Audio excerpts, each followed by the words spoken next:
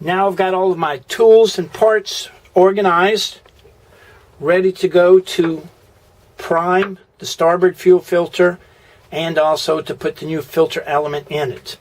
You can see here at the bottom, let me use my flashlight. See here at the bottom there's no fuel inside the sight bowl. Looking over to the port one, you can see that cranberry or cherry red color, that's full of fuel. This one is empty. So now I'm going to prime that, put some fuel in it. Let's see if I can use two hands and do this.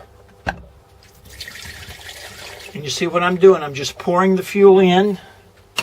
Hopefully my arm's not in the way. And there's some more debris in there. Did you see the debris floating around? Let me open up this one more time and get some more debris out.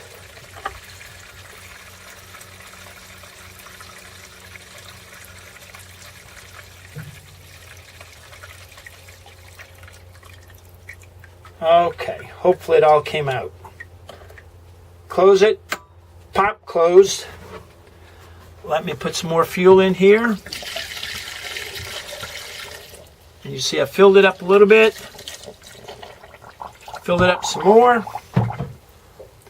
And with this boat, this is our fuel supply line from the engine, fuel supply line from the fuel tank. This hose is about 8 feet long, so we have to fill that hose all the way up back to the fuel tank at the stern of the boat. So I've got some fuel in there. Let me go ahead and put some more in it. And I'll let that settle down a little bit.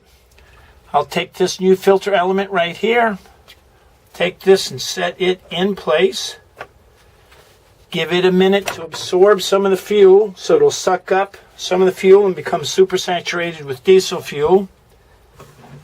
Then I'll top it off some more. And I want to get it as full as possible without making a mess. I'm watching it absorb into the paper element, and it's shrinking where the fuel level is going down a little bit as it absorbs into the paper element. And then I will take our spring package, put our spring package back in place. That holds the filter element down.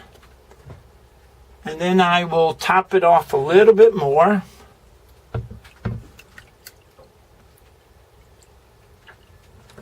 And I'm all the way up to the tippy top. Now I'll take the lid with the 4 wing nuts here.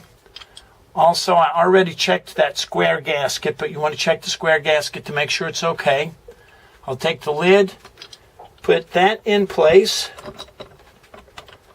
And the purpose of the lid, of course, is to make an airtight seal or a vacuum tight seal so that when the engine sucks fuel through the fuel line, it sucks through the filter element, through the fuel supply hose from the fuel tank, and no air will be able to leak in through here.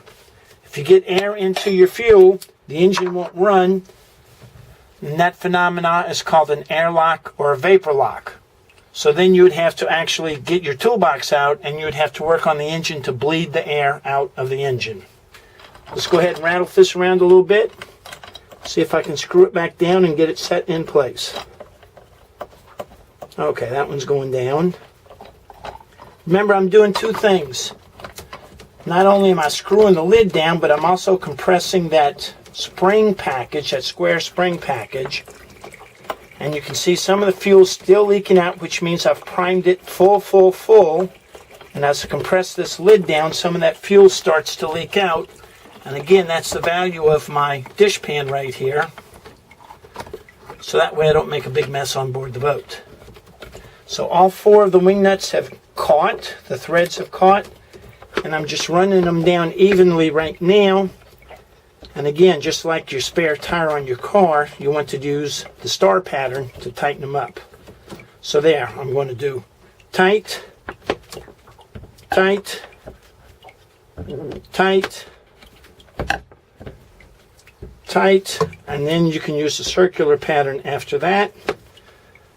Snug, snug, snug, snug. So we've got the new filter element installed. We've got this flooded or primed all the way up. This is the line going to supply the engine.